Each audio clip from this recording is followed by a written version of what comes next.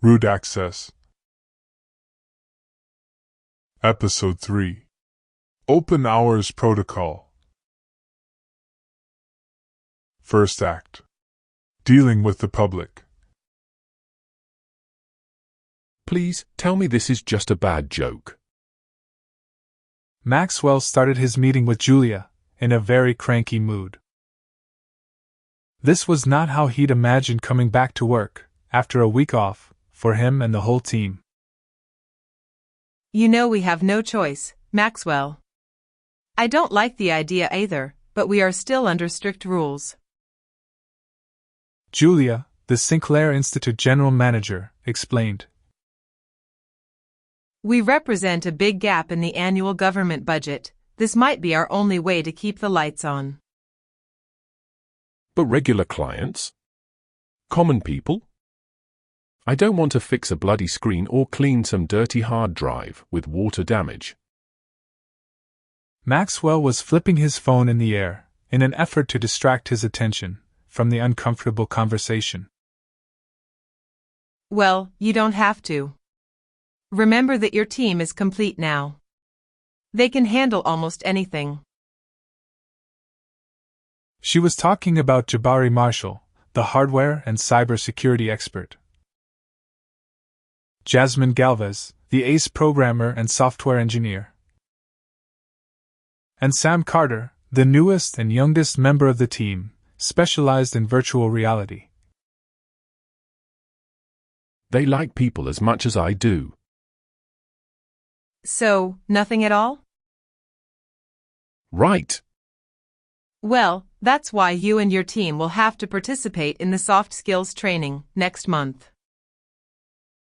What? He mentioned, surprised. That wasn't part of the deal when I asked you for the time off. I know, Maxwell. But, after last year's incident during open hours, my superiors suggested the training. Stop calling them superiors, please. Maxwell always hated the military references, but Julia was accurate. After all, generals, commanders and almirants were in charge of the government agencies behind the Institute's operations. I totally agree with them. Scene 2. Sam, can you please hand me the small one? Jabari was asking for a specific kind of electric screwdriver that he uses to open delicate devices. Here you go. Sam attempted a throw from a short distance, but the tool didn't reach Jabari's hands, falling directly to the ground instead and breaking into pieces. Damn, I'm so sorry. Jabari's face looked furious, but he kept his voice calm, as usual. Remember that in the real world, you don't have any aiming assistance nor enhanced physical abilities. I know, I am still trying to adapt. I'm really sorry. Sam went to the back office, grabbed another screwdriver. But this time, Sam placed it delicately into Jabari's big hands. I might have spent too much time inside the Mirage. Sam reflected about all the hours using the virtual reality headset during the past years. It's okay, Sam. We all have to adjust to new realities from time to time. He looked through the crystal clear walls of the office, where a dozen clients were waiting with all sorts of broken devices in their hands. The manager advertised on a few websites that they would be offering a limited number of open hours to the general public. However, they never anticipated this much interest. The small ad campaign turned into a national news frenzy. A couple of newspapers and TV shows noticed that the mysterious Synclair Institute will open its service to the public. Is this never going to end? Jasmine emerged from the office backroom with her hands full of smartphones, watches and tablets. Maxwell said it would only be for 1 week, but I feel like it's been 5 years. Well, I don't want to be rude. But we let them inside, barely 3 hours ago. Sam pointed to the wall clock displaying the time, 1 p.m. Oh no, please tell me that the watch is broken. Well, we all need to adapt to new realities sometimes, right? Sam answered him, ironically. Scene 3. The team was about to finish the second day of the open hours week. So far, they have repaired almost 200 devices, recovered at least 78 hard drives, and fixed thousands of coding issues. The public was mesmerized by the team's speed and seemingly superhuman abilities. Of course, they didn't know about Aria, the artificial intelligence system, running at the basement of the building. There were all kinds of rumors about Conrad Sinclair's secret project, but since his death, most people just gave up trying to uncover it. Around 4 p.m., the Institute was about to let the last clients in, when suddenly, a group of 8 persons rushed inside. They were all using orange and pink t-shirts, immediately started filming and taking selfies. Hey, you can't do that here. Can't you read, at all? A security guard stopped the small group leader. He took the man's phone, while pointing to a sign. Excuse me? What do you mean I can't take pictures? This is a government-funded facility. I know my rights. Give me back my phone, immediately. The security guard looked at Maxwell, who was reading a device blueprint. Oh, it's okay. Let them have some fun, if they want. Maxwell winked to Sam in the other room, who immediately knew what to do. Aria, activate Protocol 94. Sam whispered to a Rubik's Cube on top of the desk. The Advanced Recognition Intelligent Agent was omnipresent at the Institute, but several devices hidden in plain sight were used to interact with her. The small cube turned purple, indicating a visual acknowledgement of the order. Even for a prodigy mind, like Sam Carter's, it took 2 weeks to learn how to interpret Aria's visual response language. The group leader started streaming on one of his platforms. Here we are, Conspirachip is live now. Your favorite VTuber. His voice sounded even more silly now, clearly acting for the audience. On the other side of the screen, almost 39,000 viewers were watching live. Scene 4. Something is odd, take a look at this. One person in the group told the leader, to his ear. The live transmission showed a completely distorted image. Also, his voice sounded funny, as if he had breathed a helium balloon. We need to shut it down, this feels more like a comedy skit than an actual investigation. The group members stopped filming and checked the footage in their phones' galleries. All their pictures and videos appeared utterly different from what the actual office looked like. How is this possible? Are you hacking all our devices? One girl from the group was checking her instant photos, taken with an analog instant camera. No, it can't be a hack. She answered to Conspirachip. Take a look. Those pictures also looked completely distorted. Even, taken with a device containing 0 software components. The group of odd people reunited in a small circle, considering their next move. Jabari was able to read the inscription on the back of their t-shirts. The letters only made sense when they stood next to each other, in a particular order. Big fraud. They read from behind. We are having some technical difficulties here. Conspirachip will be back in a few minutes. The leader managed to upload a static image to the streaming site before ending the transmission. People watching at home were confused, started leaving the channel. Well, that was fun indeed. Jabari told Maxwell, with a smile on his face.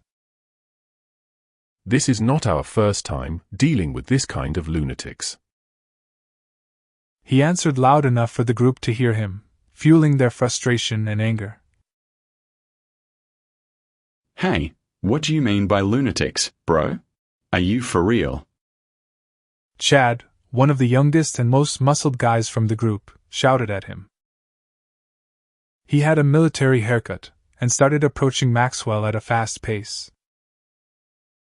The pink t-shirt looked really tight on his body, enhancing even more his big arms. The security guard looked immediately to Jabari. Do you want me to stop this person, sir? No, it's okay. I think we can handle him. Jabari knew that the strict access policies and metal detectors worked really well. So, he couldn't carry any weapons or dangerous artifacts inside the institute. The guy was about to reach Maxwell when Jabari stepped between them. Hey, move away, nerd. Unless you want to get hurt. The guy shouted on his face, realizing that he looked much smaller than him. Just as he was about to grab Jabari by the shoulders, everything went dark. In the blink of an eye, Jabari smoothly executed a takedown maneuver. After all, he was a second dan in jiu-jitsu. I'm a proud nerd. He whispered into the guy's ears, already on the floor. Second act. It's just a theory. A conspiracy theory. The team were relaxing after the weird group of people with pink t-shirts left the building, escorted by security. The institute manager's video call arrived faster than expected. Can you explain what the hell just happened? Jasmine, who usually had the most balanced tone of the team, answered calmly. Well, we had some peculiar visitors. They didn't brought any devices to repair, but were filming instead. Yes, I already know that part, Jasmine. I'm talking about the fight. What? Jabari just stopped one of them from attacking me. That's not what they are saying, Maxwell.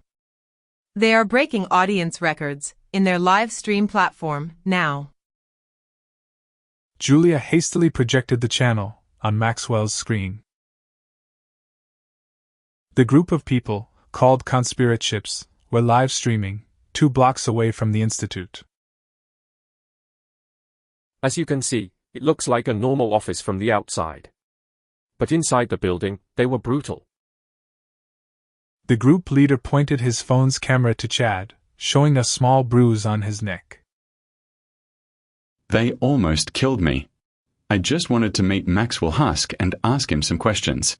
I'm freaking out right now, he said, with a clearly faked, rehearsed voice. As you know, they hacked all our devices while we were inside. That's why we don't have any footage or evidence. Conspirachip added, while showing the other phone's galleries, filled with the garbled pictures. They are totally hacking everyone, not just us. The girl with the instant camera showed one of the photos. But that's all fake. Sam expressed with anger, struggling to understand the situation. Nobody is going to believe this stuff, right? Well, let's see. Julia opened a number of websites, mostly sensational news sources and tablets. Is the Synclair Institute a fraud? Are we wasting taxpayers' money on violent employees? Who is behind this facility? The headlines were brutal. Maxwell, we need to do something, as soon as possible. Let me think, please, my head is boiling. He replied, as he settled into his massage chair to relax. Julia, do we still need to finish all this? Jasmine was desperately pointing at a stack of broken devices. Yes, please, we don't want any more negative attention. Let's fix them all. We can ask crew members to deliver them directly to their owners later. Can you help me, please? I'm way behind. She asked Jabari for assistance, who hadn't spoken a word since the incident. Sure, let's take a look together. He answered quietly, still thinking about whether he had made the right choice by using physical force with the guy. Scene 6. Whenever they were close together, their chemistry was electrifying. Jasmine and Jabari knew each other before starting working at the Institute. However, they decided to keep things strictly professional at work, never sharing their past story with Julia or Maxwell. Sometimes, though, it was too much to handle. You were pretty brave, back there. I just stopped that son of a bitch from hitting Maxwell. But, what if he hurt you badly? Jasmine was desperately trying to keep her emotions in check, but her voice trembled, cracking with vulnerability. Do you think he could have? Remember, they could not get inside with any weapon. I know, and you are really well trained. She grabbed his arms with her delicate hands, feeling his muscles. But Jabari took a step back, while blushing. He remembered their agreement each day, restraining himself from even looking at Jasmine's eyes. Please don't do that. You know how much I struggle with physical contact at the office. Yes, but I don't really care right now. She closed the small office's door while kissing the back of his neck. They were inside one of the few rooms with solid walls instead of glass. Not even a window to be spied. But what about the cameras? I activated Protocol 19. Do you remember what it does? Jasmine winked while mentioning one of Arya's scenarios that kept cameras off for a short period of time. I see. Well, in that case... He turned around, kissing her back. Scene 7. Sam waited in Maxwell's office as the massage session ended.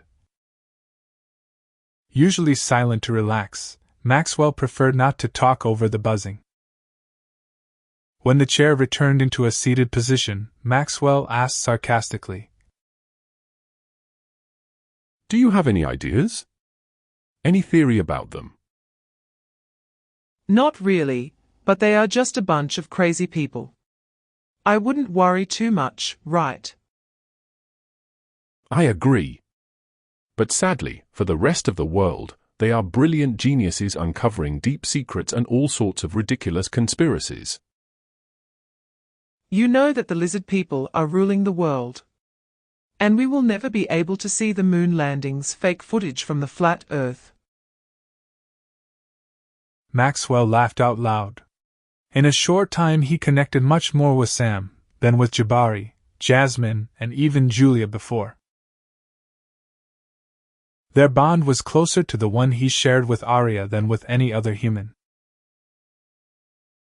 By the way, can you show me how Arya's distortion media field works? I really need to understand it.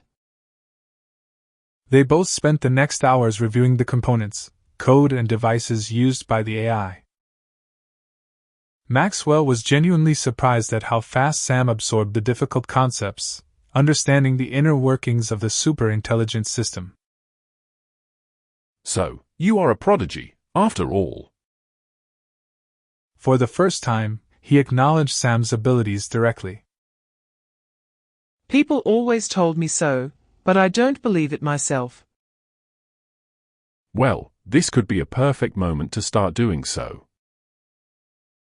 Maxwell pointed back at the screen, where the live streaming of conspiratorships had kept running. A picture of Sam appeared on the video, when one of the group members stated, Follow us and subscribe.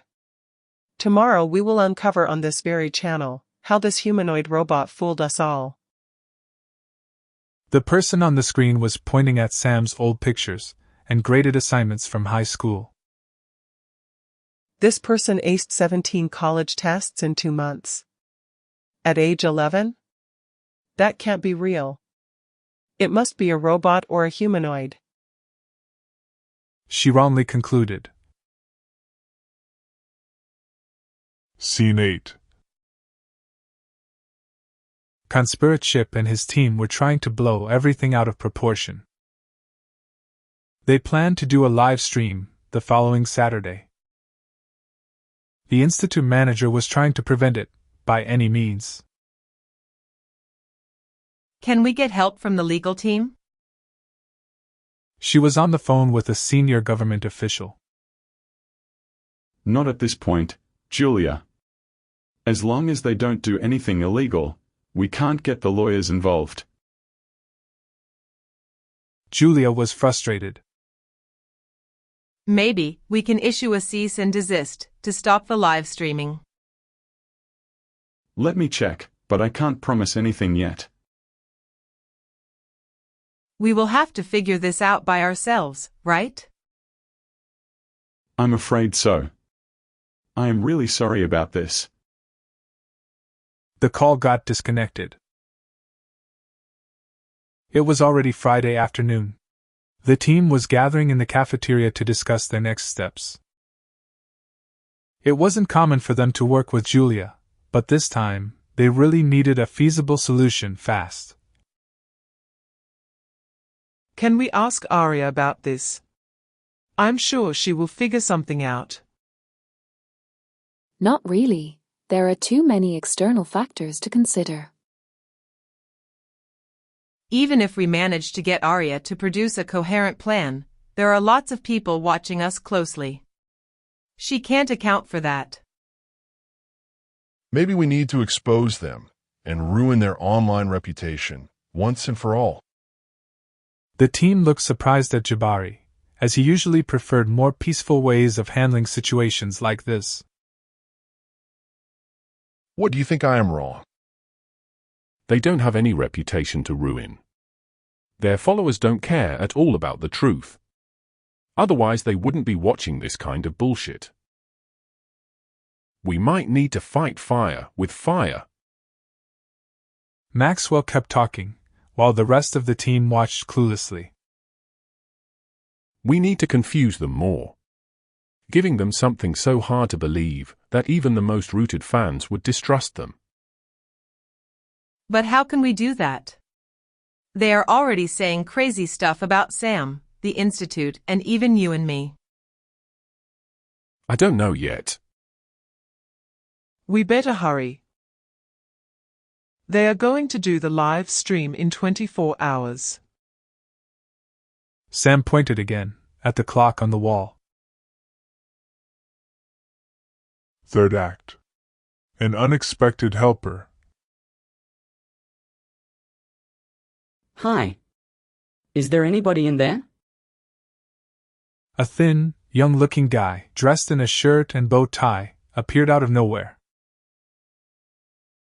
He asked again. Hi, Miss Synclair. Can you hear me? Julia answered the unknown face. Yes, what do you want? Oh, I'm so sorry. I didn't notice you were having a meeting. The young guy realized that he was interrupting them. I'm Robin. I work at the office upstairs. I think we've met before. He was looking at Maxwell, who couldn't remember his face, but did recognize his peculiar voice. Oh, how are you doing, Robin? Thanks again for your help with the printer. It's fine, we barely use it up there.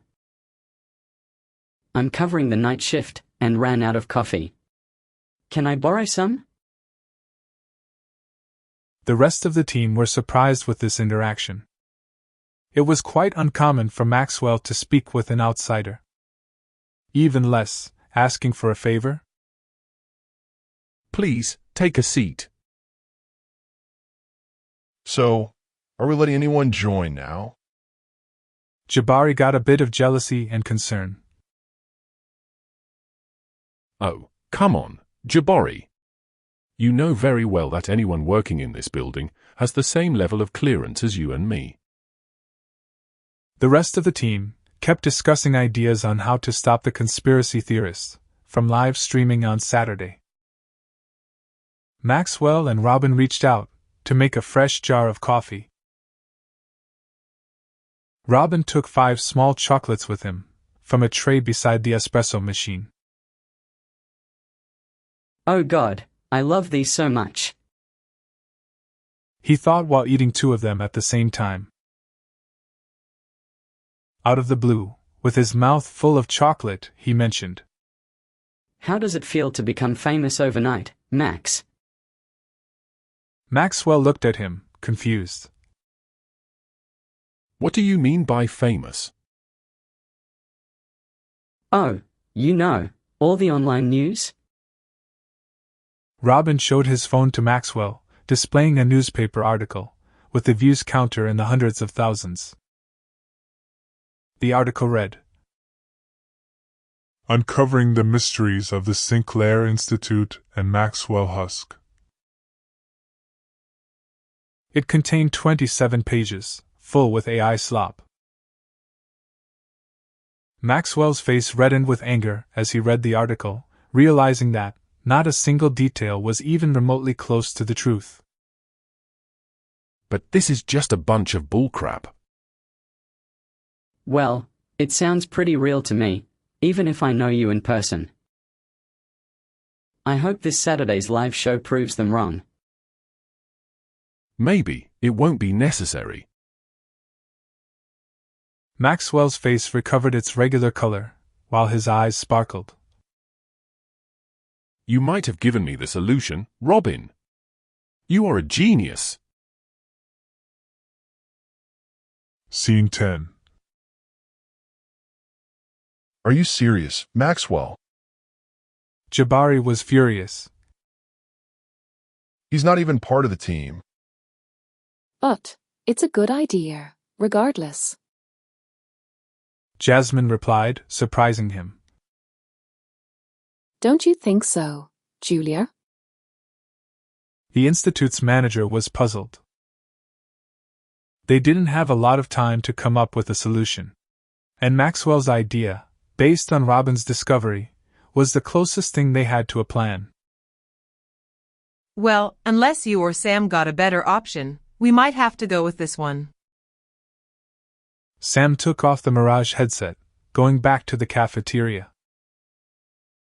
The improvised meeting room was helping to think outside the box. Robin pulled out his phone again, displaying more articles about them. The headline was, Is Julia Synclair competent enough to run the Institute? Robin scrolled to show 45 pages full of fabricated content. This is madness. Jasmine was doing research on her laptop, completely surprised by the sheer number of articles published in the last 2 hours about them. They don't care about the sources at all. She saw an article about her and Jabari, over 18 pages filled with pictures and details about their romantic relationship and how they met years ago. Wow. That photo looks pretty real though. Is it a deep fake? Sam was staring at one of the article's pictures, which was, in fact, real. Obviously dating, a younger-looking Jasmine and Jabari were holding hands at a cybersecurity conference. Yes, that's so fake. That's why I hate AI-generated images so much. Jabari looked at both, without saying a word, barely able to restrain his mouth from smiling. We need to start now. We don't have too much time. The clock marked midnight. Scene 11.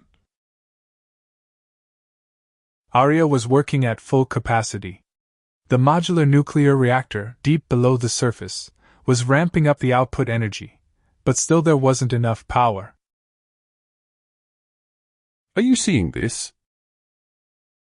Maxwell asked the team, who were staring at the big screen. They confirmed, at the same time. Well, here goes nothing. Arya, execute tasks 281 to 3789. Purple lights invaded the entire room. The team never saw such an intense light, filling the office before. Arya's color was Conrad Sinclair's choice as an homage to his late wife.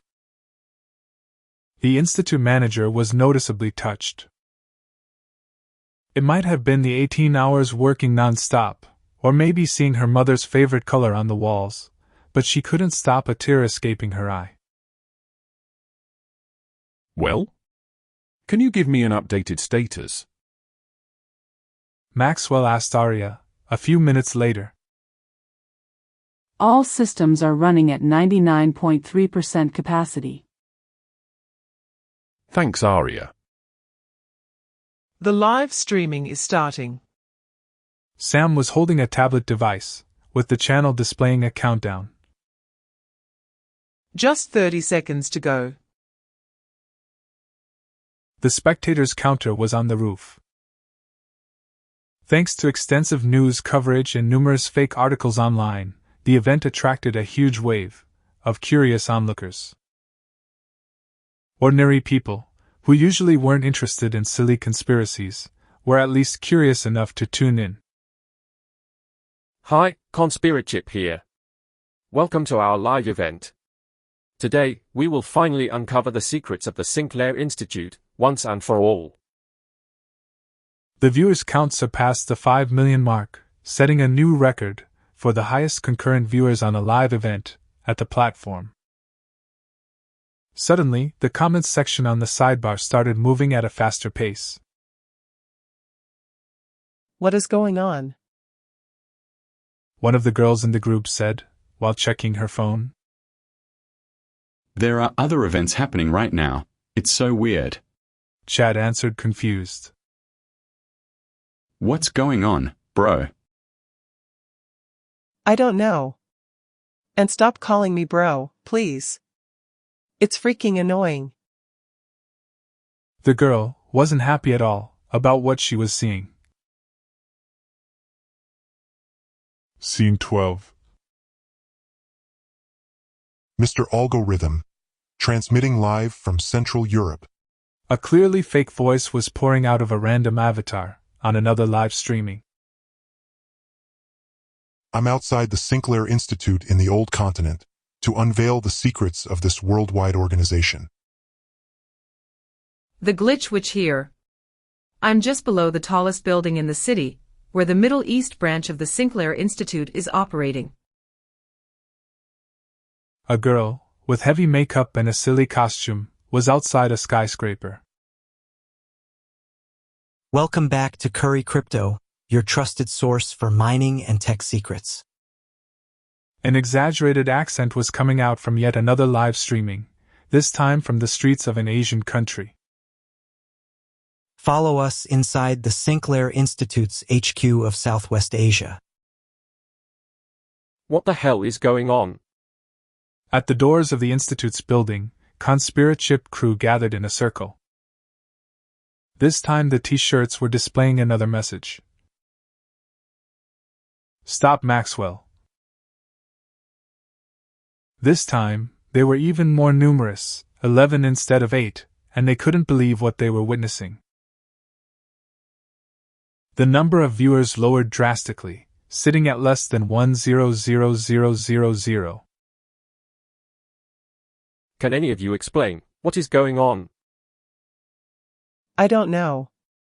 Apparently there are several groups like ours, around the world, uncovering similar operations at the same time. At least one in every European country, including Japan. Chad replied, unaware of his grotesque lack of geography knowledge. That's just fantastic. We are supposed to be the ones who uncover the real Synclair Institute. They are just cheap copycats. Conspirateship was angry. He took his phone to continue the live stream, clearly frustrated. Listen, all. This is the only authorized event. We are the ones exposing the truth. All the others are just fakes, copying us without permission. But their viewers' numbers kept falling down, now counting less than 10,000.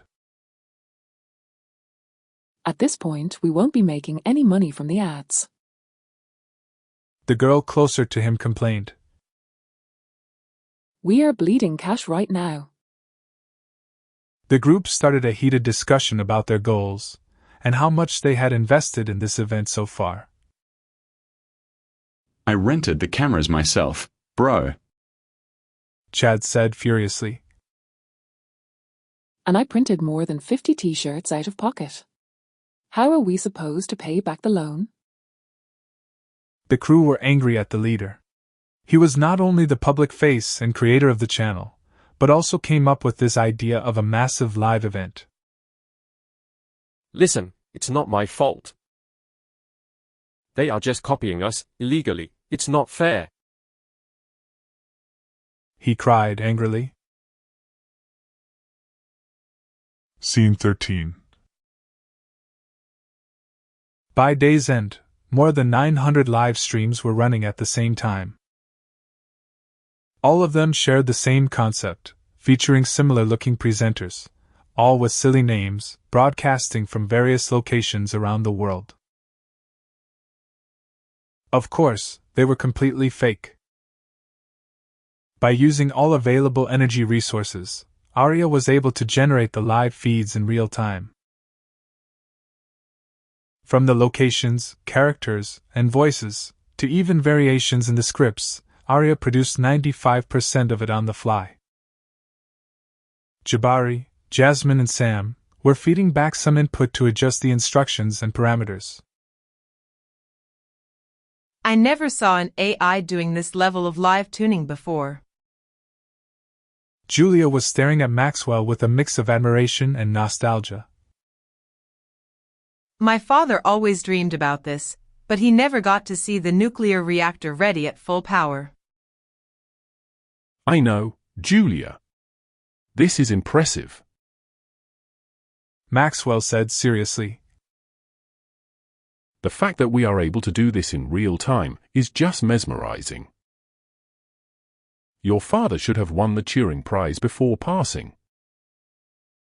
He didn't finish the phrase, noticing Julia's proud but sad face. Let's check the results, shall we? Sam said, holding a tablet computer. Around the world, several news outlets and online portals were reporting on the fiasco. So, were they all fake? A newscaster was talking to a panel of experts. Yes. As it turns out, we can't even trust live events anymore, sadly. The other host answered. A Synclair Institute branch inside a skyscraper. It was completely ridiculous. A well-known influencer, with a massive following in the old continent, added. The rest of the panel echoed these feelings.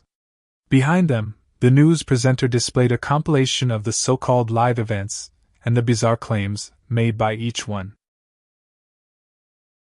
From allegations that the Synclair Institute was secretly owned by a Middle East king, to assertions of hidden headquarters inside the pyramids of Giza.